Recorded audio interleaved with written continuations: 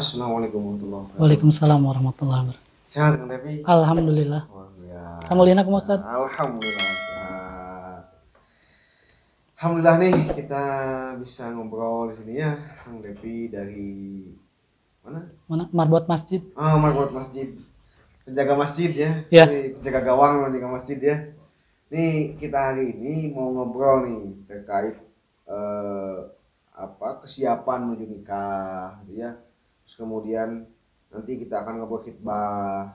Kan masih gini Kang Devi, di kita itu masih tabu ya. Ya. Kalau khitbah itu harus ngapain? Harus bawa cincin, harus tubuh kelar dan sebagainya, kan masih bingung kan ya. Iya, iya. Nah, saya ingin nanya nih pengalaman Kang Devi dulu kayak gimana ketika persiapan menuju nikah gitu. Hitbah. Mm-mm. Pengalaman saya waktu pertama kali. Oh berarti ada kedua kalinya nanti ya? Gimana? Ada kedua kalinya nanti ya? Iya. Oh, iya. Siapa Yang ya? pertama Pertama. kan ada 2 percobaan Kedua sebenarnya. percobaan. Yang pertama gagal, yang kedua alhamdulillah. Wih mantap. Jadi pengalaman saya yang pertama itu saya coba datang sendiri. Sebelumnya sih belum kenal sama si ceweknya.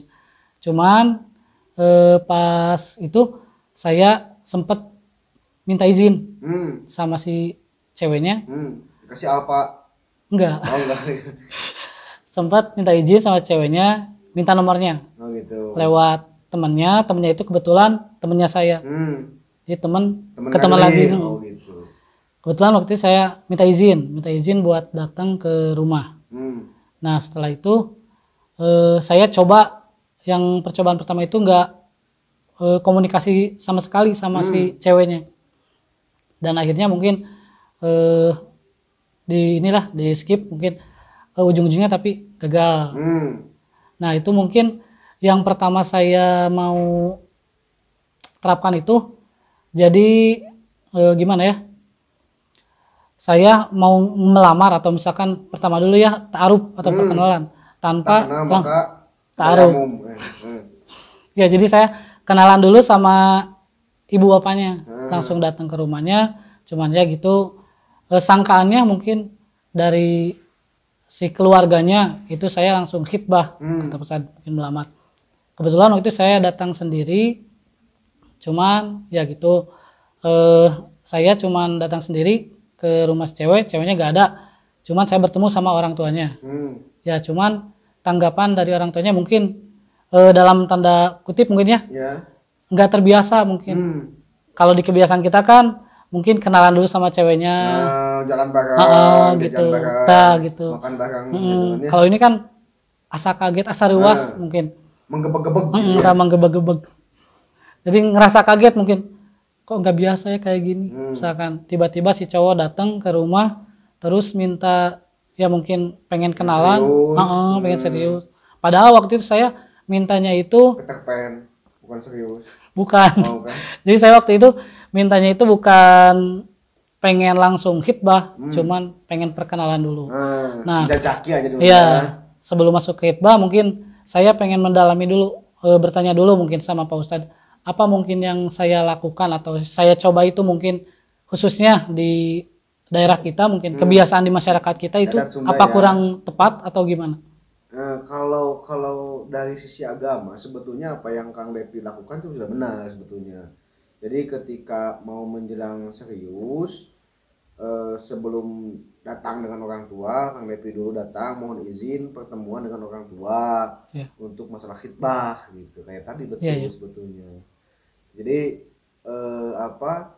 kata-kata di kita kan tadi kata Kang Devi sebelum menuju khitbah itu seolah-olah seperempat halal gitu kan ya. Seperempat halal, sehingga ketika nanti khitbah jadi setengah halal. Jadi semakin boleh pegangan tangan, semakin boleh jalan bareng-bareng berdua, berboncengan, motoran, main di di kedai kopi kan ya, atau main di Cipanas misalnya berdua. Jalan bareng gitu seolah-olah setengah halal. Padahal khitbah itu dari sisi bahasa artinya khotobah. Khotobah itu artinya jelas. Jelas itu dalam arti kita sering mendengar khotib kan gitu ya. Jadi khotib itu harus jelas. Lah pikatunuheun gitu ya. Lamun lain pikatunuheun, namun pikatunuheun lain khotib karena eta mah karena ngadongeng maksudnya saking ku tibra gitunya. Jadi tunuh gitu, saking ku nikmat lah khotib ngeunahkeun kieu aduh Gusti katunuh kan gitu. Nah, khitbah itu dari kalimat khotbah itu jelas.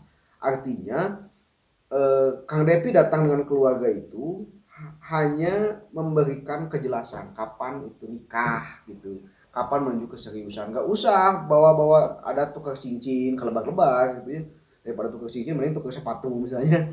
Tukar cincin mending nanti pas lamaran gitu.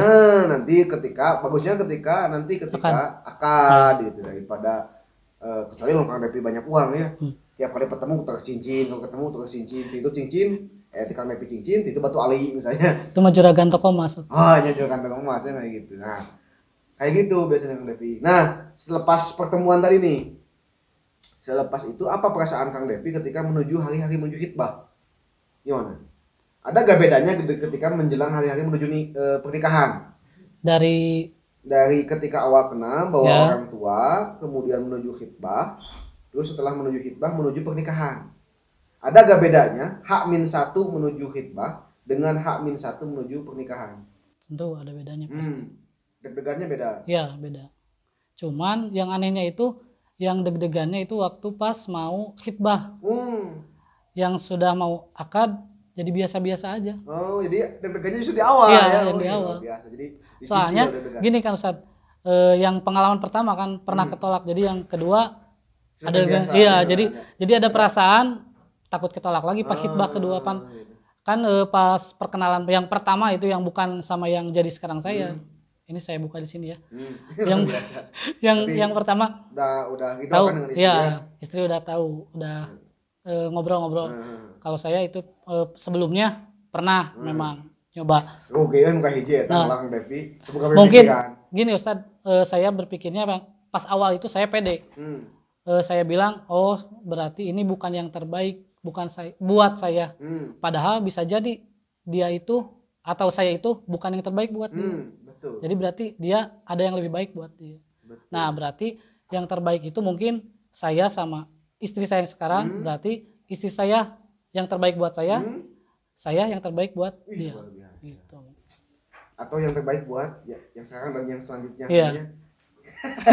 Kayak gitu ya. Jadi betul Kang Depi itu kan tadi justru deg-degannya di awal ya. Justru saya deg-degannya itu ketika menjelang akad nikah. Kalau khitbah itu karena udah saklek, udah gak mungkin lagi ada penolakan kan waktu itu, karena tinggal menentukan tanggal saja. Nah justru deg-degannya menjelang akad nikah. Saya kan ngomongnya teresnya, jadi sin balelo gitu, sin salah nama gitu, pahili jeung saha gitu kan bahaya. Sugan teh hari Ustad mah bakal lancar mau deg-degan. Deg-degan. Oh deg-degan. Namun deg-degan mau tapi ya deg gitu. Jantungnya. Jantung. Nah justru aneh nih fenomena unik ketika Kang Depi justru deg-degannya di awal di khitbah karena ada pengalaman kurang baik gitu ya. Nah bagaimana menghikmahi pengalaman kurang baik itu menuju khitbah yang kedua ini, menghikmahi itu kan bisa jadi teman-teman yang lain juga pernah mengalami kasus sama seperti Kang Depi gitu. Ya mungkin dari yang pertama mungkin tadi kata Pak Ustadz, waktu ta'aruf dulu yang pertama memang tidak salah ya, mungkin karena kebiasaan di masyarakat kita mungkin. Jadi mungkin bisa saja kita memang ta'aruf cuman agak gimana ya, nggak murni gitu. Jadi agak gimana pendekatan masih dibungkus agama nah gitu. Pengajian tapi angkat dengit duaan, terus pengajian di WC duaan, ini bahaya kan tuh ya. Iya, ulah eta. Gitu ulah.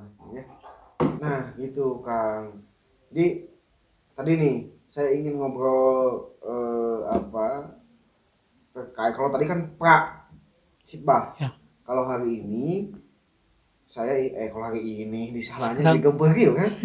Kalau kesempatan kali ini saya ingin ngobrol tentang apa yang Kang Depi lakukan ketika Kang Depi melakukan prosesi khitbah dengan calon istri waktu itu.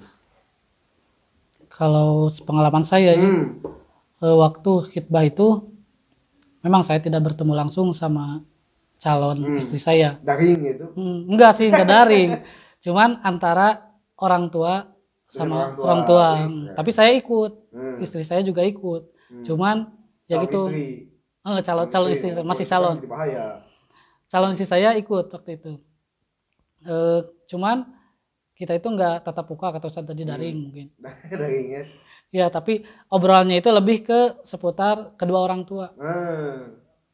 Nggak ada. Kan kebiasaan kebanyakan sih yang saya tahu, yang saya lihat, kan khitbah itu suka ada. Khitbah itu kan sama kayak lamaran kan? Betul. Iya. Kan biasa suka ada tukar cincin, terus kayak yang udah sah gitulah gitu. Kalau itu menurut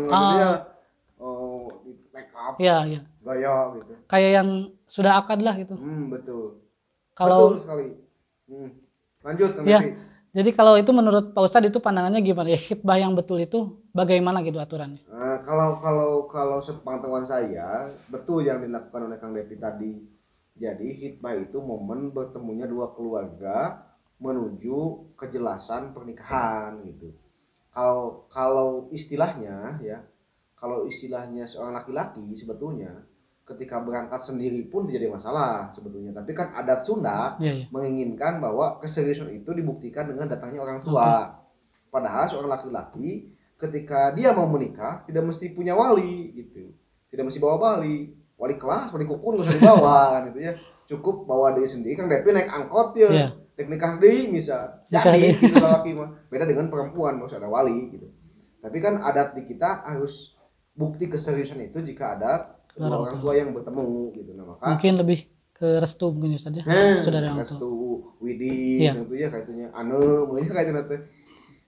Mau apalun betul mah wanita apalnya antara kita berdua. Ada Cindy katanya ada meminta Widi restu atau izin dari orang tua, dua orang tua bertemu. Kadang-kala gini, kadang-kala jadi masalah. Resepsi pernikahan itu jadi masalah ketika dua keluarga nggak klik di awal. Punten ya, masalah amplop, masalah masalah makan, masalah hajatnya kayak gimana, seberapa persen ewang, sahamna, jadi itu jadi beban anak nanti di kemudian hari. Padahal itu tidak menjadi pokok dari Islam. Di Islam mah istilahnya mencit hayam oke jadi. Sesuai hayamnya sekanang badag misalnya jadi gitu. Nah, kayak gitu Kang. Jadi betul kayak Kang Devi tadi, ada orang tua datang ketemu duduk bersama membicarakan tanggal, membicarakan resepsi, dan terutama membicarakan mas kawin. Gitu. Mas kawin itu harus ridho dari awal si cewek itu ketika diberi mas kawin sekian gram misal. Ngomong-ngomong kemarin mas kawinnya emas dan seperangkat alat sholat dibayar tunai. Kalau saya kan guru nih, jadi emas dan seperangkat alat tulis sekolah. ATK, alat sholat, tapi mah guru tukang ngetik, kayaknya pulpen, kertas gitu kayak istri. Anti mainstream betul. Anti mainstream gitu ya. Jadi alat sholat masih bekas guru gitu nya. Tadi kadang-kadang dibahas kan, apakah itu wajib dengan seperangkat atau sholat? Seperangkat alat sholat atau enggak kan itu ya. Dari Islam sebetulnya mas kawin itu tidak mesti berbentuk fisik saja, dan kalau bisa wae bentuk hafalan misal. Kang Devi apa 32 juz misal, undang-undang ya, Pancasila segala apa ya, jadi panjang jadi kan gitu. Itu Kang. Nah, waktu itu dari khitbah ke nikah berapa lama? Kurang lebih 3 bulan. 3 bulan? Ya, jaraknya itu. Karena ini khitbah, jadi khitbah itu kan jelas. Ya. Jadi tongkrang dapurnya istri abi masak. Iya. Ujung ngaliwatnya. Siap. Ya, so. Jadi pan hari zaman Rasul mah ngagotrokeun ieu batu, ieu mah ngagotrokeun cai we hukum terus rasanya. Ieu we ngomongah tamu. Kayak bugisnya. Aya nya teh sponsor. Bugis kan mana bugis ya tuh. Bah bugis bah. Bugis Kang Devi itu kayak bugis asalnya. Cai we yang kayak cai. Kalau doa tiap tamu kan dia kalau doa aslinya. Iya. Kumat mak. Tiap tinggal teh gelas bugis tapi. Bugis teh gelas. Astagfirullahaladzim nya uyupnya kieu meja gitu nya. Bisa teuing. Nah, gini Kang Devi. Jadi ngomongna biasanya. Jadi kana bugis. Heeh, kana bugis tadi. Itu istri masak. Ieu kan ngabe benyokeun Kang Devi. Sebetulnya mah da eueuh teu boga beas. ngan aya cai unggul dipasahkeun gitu Umar bin Khattab baheula gitu nya. Nah Kang Depi gini, back to tadi hak kan 3 bulan nih, selama 3 bulan menuju pernikahan. Apa yang Kang Depi persiapkan dari khitbah ke pernikahan? Yang disiapkan apa? Tentunya mungkin biaya. Kalau saya pribadi ya. Biaya betul. Biaya. Terus kesiapan diri sendiri, terus meyakinkan diri sendiri. Mungkin lebih apa? Saya mungkin ini memang sudah pantas untuk menikah. Tapi umur sih kalau dilihat dari segi umur udah 27 tahun waktu itu. Berarti udah pantas ya. Udah pantas, sangat. Waktu itu Ustad nikah waktu umur berapa tahun? 24 tahun. Berarti lebih muda Pak Ustad. Nah, karena keyakinan saya untuk nikah lebih gede. Kabogo istri sadar mumpung kepoekan ge wati kawin ku abdi gitu. Kabur ku batur. Kabogo sadar kieu salah kita gitu ya. Saya mah gercep tapi kok aya istri nu geulis waktu itu kan mikir kabogo daekeun mending geuwat kawin. Mumpang soalnya saya enggak punya modal apa-apa gitu. Itu kan. Nah, baik lagi nih. Ini untuk terakhir ya, karena kita udah 30 menit nih, udah menuju beres. Saya ingin kasih pesan dari Kang Depi terkait para pemuda hari ini yang takut nikah. Jodoh aya misalnya, jana kan seueurnya, kemudian usaha sedang menuju dipaju, beunghang misalnya, tapi harus nikah gitu. Nih kasih pesan dari Kang Depi kayak gimana nih? Paling kalau dari saya pribadi ya mungkin termasuk saya ya, termasuk saya waktu mau nikah itu memang ketakutannya itu dari kebiasaan Ustaz. Jadi kan kebiasaan nikah itu kalau nikah itu udah harus sudah mapan mungkin. Betul. Soalnya balik lagi mungkin ke biaya, padahal kan itu bukan termasuk dari rukun atau syarat sah nikah kan? Betul. Iya bukan. Cuman mungkin dari kebiasaan kita. Jadi mungkin harus khususnya mungkin dari podcast ini mungkin ya lebih dibuka lagi seputar kajian atau misalkan obrolan seputar pranikah atau misalkan. Jadi si para pemuda ini nggak takut atau nggak gimana, nggak banyak kekhawatiran, rasa khawatir untuk nikah. Kita disingsian ku jurig mican aya. Nah, eta. Padahal jurig bungkelekannya itu sudah ada, yaitu zina itu sendiri. Wih, luar biasa. Bahaya lebih iya. Kata kamu zina jangan mendekati zina. Walau seayat. Nah, kan gitu Kang Depi, luar biasa nih pengalamannya terkait persiapan nikah. Kata keneh dapur lu. Sasak segala namanya. Da biasaan kayak terus dia di pasihan tumpeng gitu nya. Naon di pais dibungkus siap lah. Jika saya kayak Kang Depi kan segala disuguhan ya. Jadi yang saya ayam. Sok ngaya-ngaya Ustaz. Kayaknya asli. Nah Kang Depi, jadi saya juga ingin ngasih pesan nih ke para pemuda bahwa Allah menjanjikan kekayaan di pernikahan. Tidak ada orang yang kaya dalam kondisi pemuda. Karena ketika kita nikah, disitulah ujian kelakian sungguhnya. Itu gak sih? Iya. Kadang-kadang Kang Depi diuji dengan istri, kadang-kadang diuji dengan anak gitu kan. Kita kebanyakan diuji oleh Allah Subhanahu wa taala oleh sesuatu yang itu jadi sebuah kekhawatiran kita. Ketika saya sering khawatir masalah uang, maka ujian Allah bakal seputar uang gitu. Saya dengan duitnya gitu. Ketika saya punya sifat pemarah, maka ujian saya itu bakal seputar marah. Ketemu dengan orang-orang yang bakal pingamakeun we gitu. Ketika saya punya sifat pelit, maka ujian kehidupan saya bakal seputar pelit gitu. Ketemu dengan orang pelit gitu. Ketika ujian saya tentang keluarga, pikiran saya kekhawatiran tentang keluarga, berpikir keluarga kumaha, ibu saya gimana, anak saya gimana, terus berputar di sana tanpa berpikir agama, tanpa berpikir lain gitu ya. Maka ujian kita sesungguhnya bakal di sana terus. Bukan berarti kita menyampingkan keluarga ya. Tapi titipkanlah keluarga itu ke Allah Subhanahu wa taala. Titipkan Allah Subhanahu wa taala, maka Saya sering katakan ke teman-teman di pemuda ya di komunitas saya, belajar untuk walah ngamak saya itu.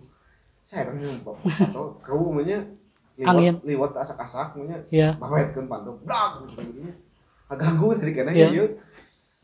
Asak liwat sih kan. Asak juga namanya bukan ngobrol kene. Babetkeun pantau. Brak cenah aduh bisa. Teddy namanya teh. Saha Teddy? Kauna Teddy. Oh Teddy suka makan-makan teh. Makan-makan gitu. Teddy, Abah, main kamari. Iya. Terus Pebi bisa main. Depahri main kamari. Tak ini lagi tetako main lagi gitu udah. Tukang makan-makan. Gitu. Nah, gitu Kang Levi. Jadi ujian kita itu sudah harus mulai naik kelas gitu. Ketika kita berfokus pada masalah dunia, maka ujian kita bakal seputar dunia. Ketika kita berfokus di akhirat, maka ujian kita seputar akhirat. Seputar kegelisahan akhirat. Kebanyakan di kita para pemuda fokusnya di dunia, fokusnya menyiapkan harta, menyiapkan materi sebagainya. Bukan nggak boleh, tapi mulai naik kelas. Kita mengkhawatirkan kehidupan nanti berkeluarga kayak gimana. Akankah saya sanggup jadi ayah? Akankah saya sanggup jadi suami? Akankah saya sanggup memimpin keluarga? Ketika kita sudah mulai naik kelas ke sana, maka disitulah Allah membereskan urusan keluarga kita. Jadi gitu sih. Jadi sebelum kita lulus di ujian itu kita bakalan berkutat terus dikit. Bakal didinya ujian gitu terus. Maka luluskan dulu ujian itu. Seperti dulu ketika nyusun skripsi. Can lulus skripsi mah didinya we kepikiran itu mulek ketika lulus skripsi kan lolos deh kasih bisa jadi disertasi nanti. Kalau enggak lolos ya pasti bakal berkutat di sana. Allah tuh ngasih ujian di sana karena ente belum lulus di sana kata Allah. Gitu kan tapi. Ngaliwat lain nama lah. Siap, Ustaz. Badung kau ini karena tadi mau ngaliwat akhirnya kantor bebaikeun. Hiji waktu imah dibalikeun bahaya. Kode keras nih. Cai urang nyindiran cai tadi babetkeun pantau. Jika ibu-ibu kehernya gitunya. Kauna da imah. Ieu kauna laki solihah unggul. Bagian dapur. Iya. Terima kasih sekali lagi Levi kehadirannya. Kita ketemu lagi di lain kesempatan. Insyaallah mudah-mudahan dipertemukan lagi di Bayongbong di Babakan Perigi ya. Saya di kajian SAP di sana ya. Jadi yang sekitar Bayongbong hadir di kajian SAP Sahabat Al-Furqon. Sebuah sahabat Fahru Roji. Sahabat Al-Furqon. Ya. Dan Fahru Roji. Oh dan Fahru Roji betul. SAP. Nah, itu tentunya. Terima kasih. Assalamualaikum warahmatullahi wabarakatuh. Waalaikumsalam warahmatullahi wabarakatuh.